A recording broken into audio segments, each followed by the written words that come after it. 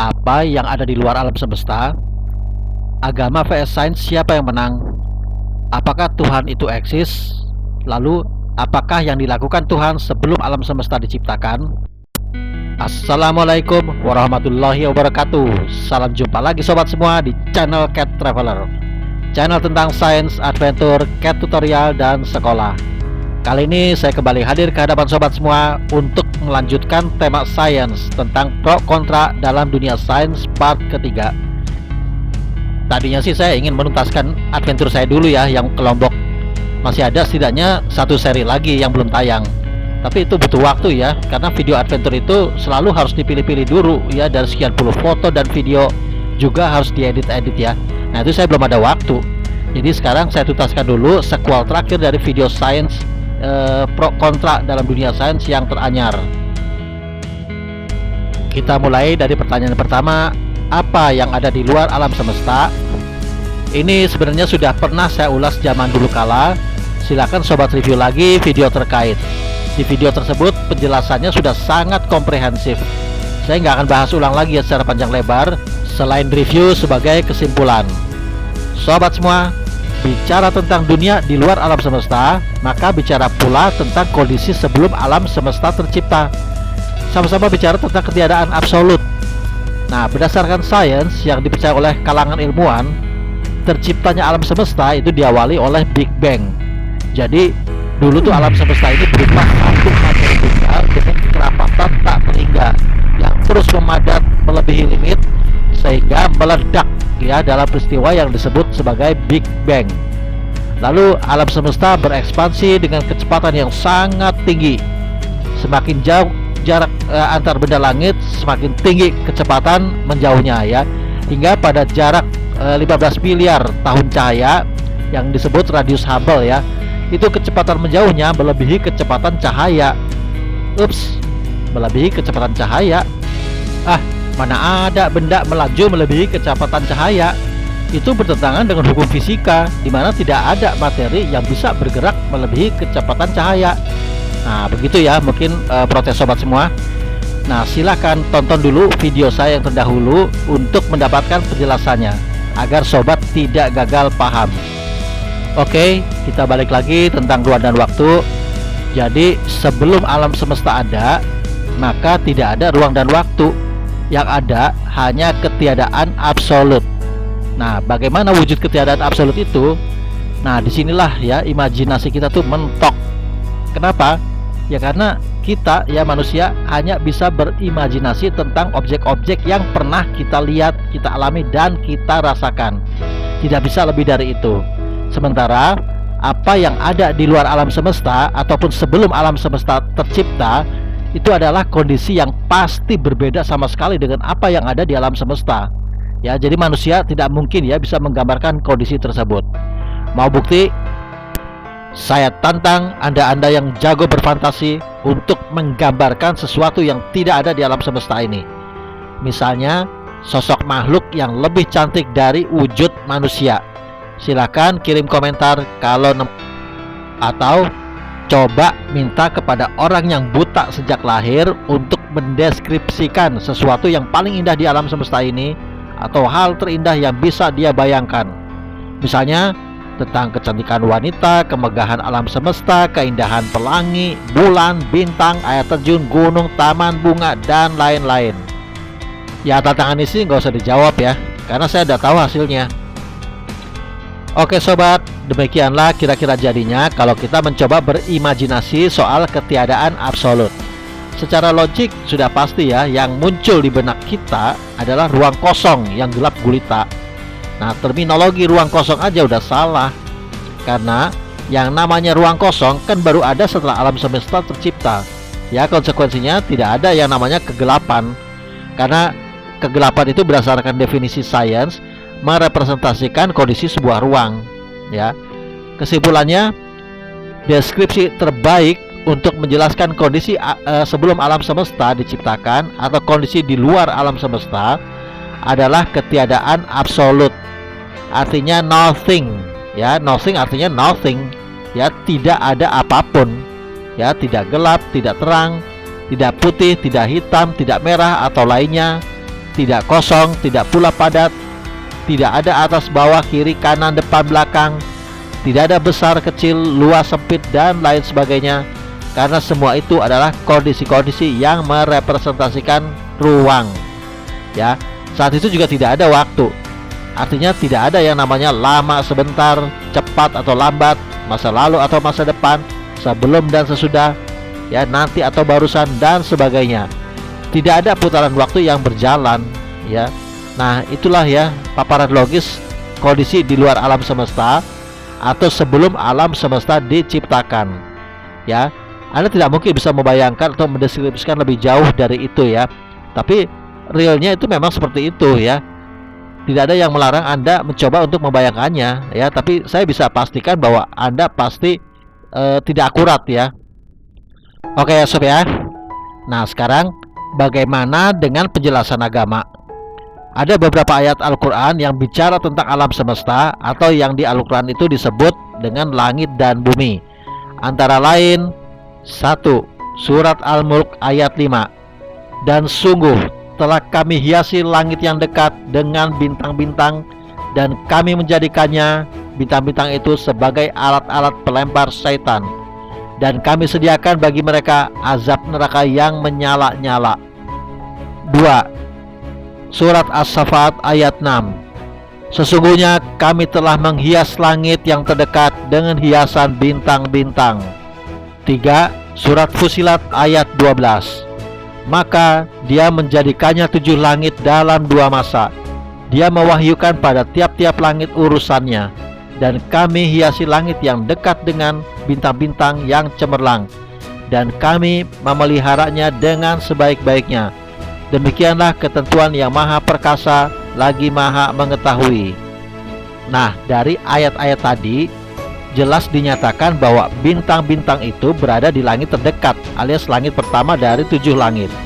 Nah, bayangkan ya sob ya, alam semesta yang begitu luas ya, yang ukuran dan tepinya pun belum bisa dijangkau oleh sains, itu masih merupakan langit pertama ya. Padahal dalam hadis disebutkan bahwa luas langit pertama jika dibandingkan dengan luas langit kedua seperti cincin di tengah gurun pasir ya.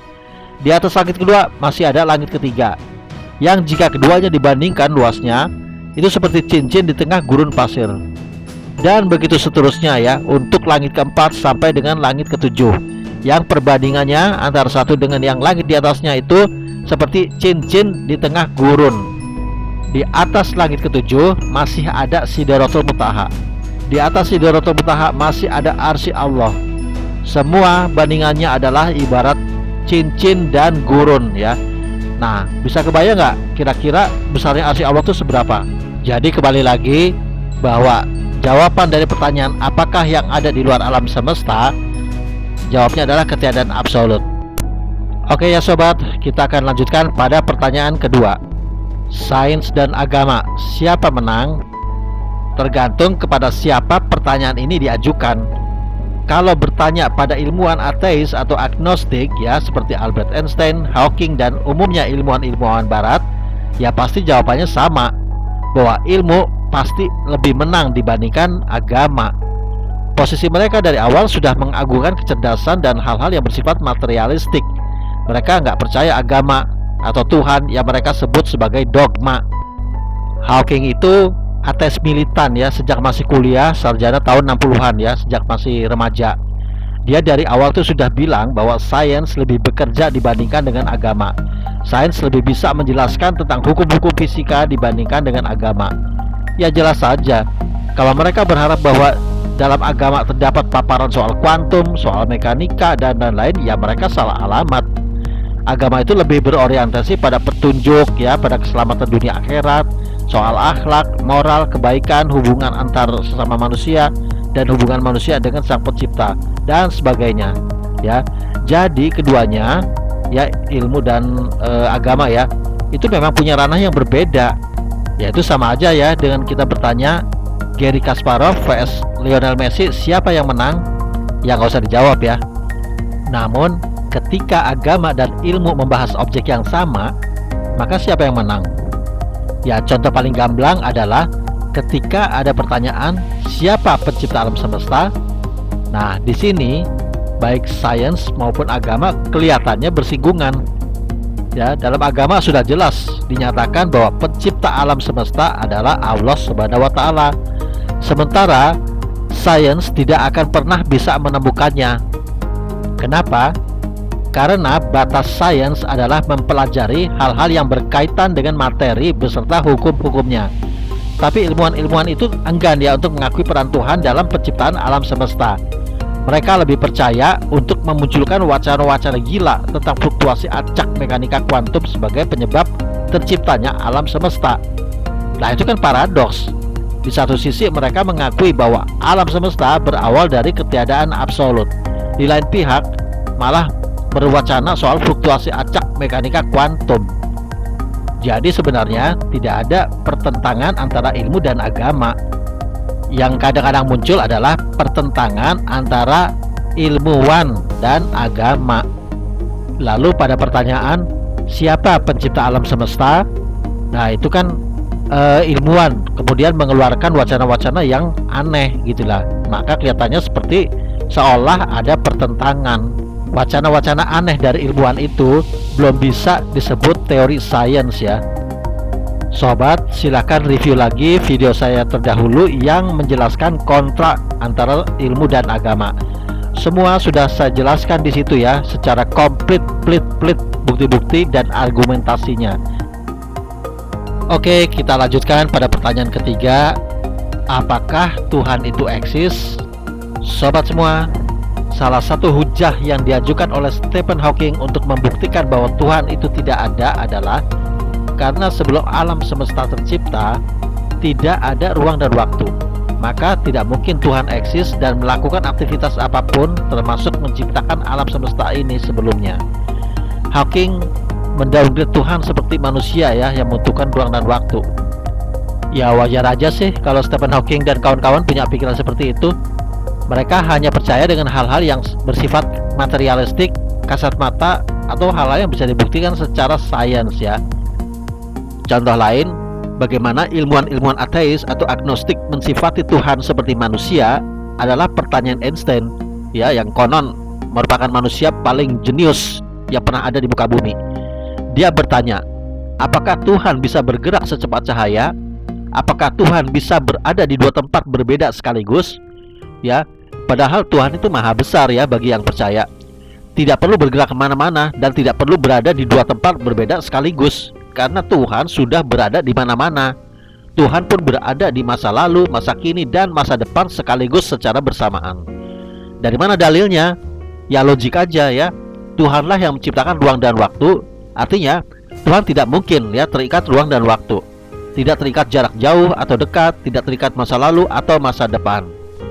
Tuhan itu maha besar, meliputi seluruh ruang dan waktu. Jadi paradoks yang tidak mungkin terjadi kalau Tuhan harus berpindah tempat atau bergerak. Itu kan artinya akan ada ruang kosong yang tidak ditempati oleh Tuhan. Ya, demikian pula kalau Tuhan mengikuti perguliran waktu detik demi detik sebagaimana manusia. Artinya Tuhan hanya berada di masa kini, tidak ada di masa lalu, dan belum ada di masa depan. Ya, artinya Tuhan tidak menguasai waktu. Maka nubuat-nubuat Tuhan tentang masa depan ya itu jadinya kan seperti ramalan belaka ya. Dan ucapan Tuhan bahwa semua keadaan alam semesta ini, seperti misalnya burung yang terbang, daun kering yang berguguran, termasuk tentunya nasib manusia, itu sudah tertulis di Lauhul Mahfudz, itu menjadi tidak bermakna apa-apa. Iya kan? Mereka dan pemuja-pemuja ateis mereka boleh saja mengklaim ya sebagai manusia jenius di bidang matematis di atas rata-rata. Tapi pada kecerdasan eksistensial, mereka itu tidak cukup cerdas ya, alias di bawah rata-rata. Mereka tidak bisa menangkap hikmah yang ada di balik sebuah peristiwa. Padahal di alam semesta ini, kalau mereka mau berpikir logik ya, bukti-bukti tentang keberadaan sesuatu di balik megahnya alam semesta itu sangat kuat dan kentara. Mereka tidak akan pernah berpikir bahwa sifat-sifat sang pencipta itu tidak mungkin sama dengan ciptaannya. Pada video yang lalu, saya sudah memberikan analogi ya, berupa hubungan antar manusia dan game yang diciptakan. Ya, silakan sobat review lagi video tersebut, semua komplit saya bahas. Analogi dalam video tersebut seharusnya ya bisa menjelaskan perbedaan sifat antara manusia dan alam game, sebagaimana perbedaan yang pasti antara Tuhan dan ciptaannya. Alam semesta begitu megah, besar, menakjubkan, dan ajaib yang diatur melalui hukum-hukum yang kuat, teratur, rumit, teliti, dan akurat, ya, serta berlaku sama di segala penjuru alam semesta. Logiskah bahwa itu semua muncul sebagai hasil evolusi yang dibiarkan begitu saja secara alamiah yang diawali oleh Big Bang tanpa ada tuan rumahnya? Manusia punya jiwa yang hidup, punya akal dan kesadaran, punya fisik dengan sistem metabolisme, sistem pencernaan, sistem pernafasan, dan sistem peredaran darah yang begitu sistemik dan rumit. Juga punya eksistensi kejiwaan seperti perasaan, baik cinta, empati, benci, marah, dan lain-lain. Rasa nikmat ketika minum dan makan, rasa nikmat ketika bercumbu, rasa bahagia, puas, rasa sedih, kecewa, dan lain sebagainya. Coba bukalah pikiran. Apakah semua kerumitan itu datang dari hasil evolusi alamiah dari sebuah ketiadaan absolut? Bagaimana mungkin ya ketiadaan absolut yang tidak memiliki emosi kejiwaan dan kesadaran itu bisa menciptakan unsur-unsur kejiwaan dan kesadaran yang begitu sempurna dan abstrak, tidak terlihat kasat mata? Dulu juga saya pernah ya menguraikan jenis-jenis kecerdasan manusia. Dua diantaranya adalah kecerdasan matematis dan eksistensial, atau yang banyak juga dikenal sebagai spiritual. Keduanya tidak bisa dibanding-bandingkan ya. Itu sama aja seperti membandingkan antara kemampuan ikan dalam berenang dengan kemampuan kucing dalam berlari dan memanjat.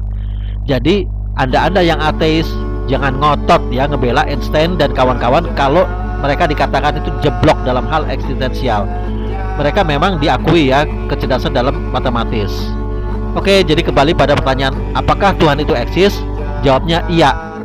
Kalian yang beragama jangan ikut-ikut pemikiran ateis ya, mentang-mentang karena mereka cerdas dalam hal matematis ya.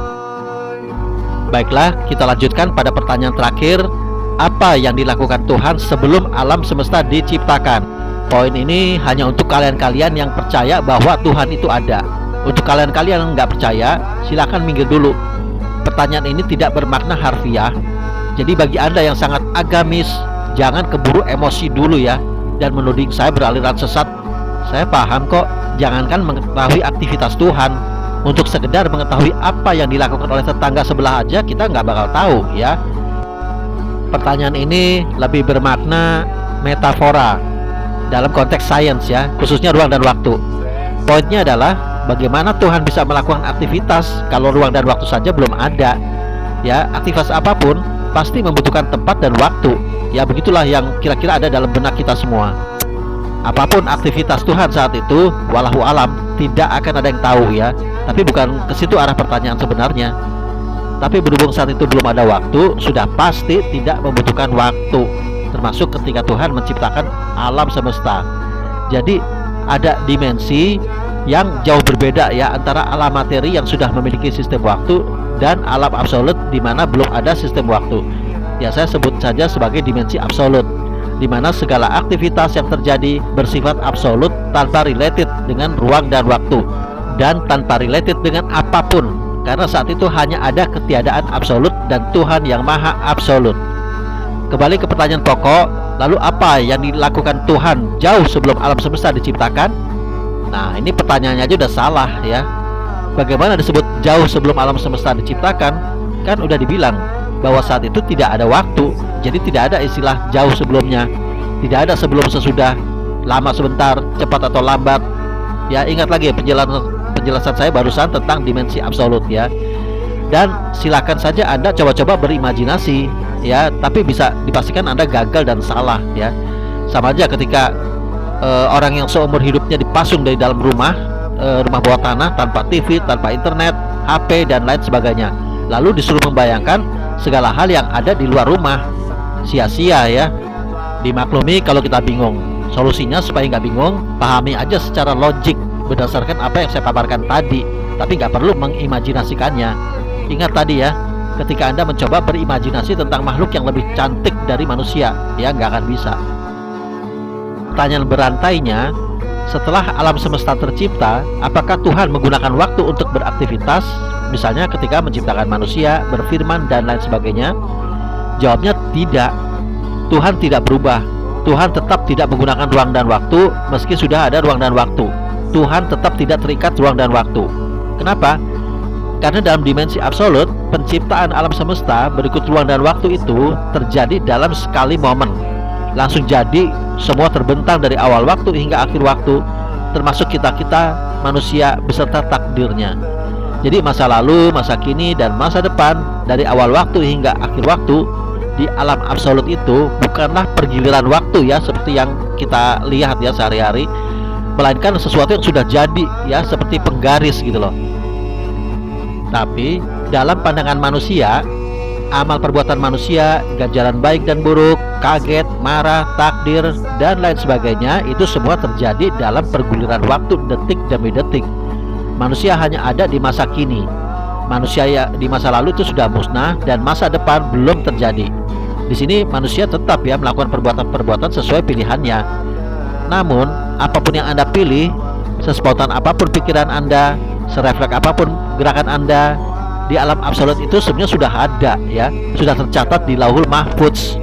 Di alam absolut Tuhan sudah mengetahui apa pilihan Anda dan bagaimana jalan hidup Anda, kapan Anda lahir dan kapan Anda mati, dan lain sebagainya. Karena sekali lagi di alam absolut tidak berlaku perguliran waktu demi detik, detik demi detik ya, sebagaimana di alam dunia.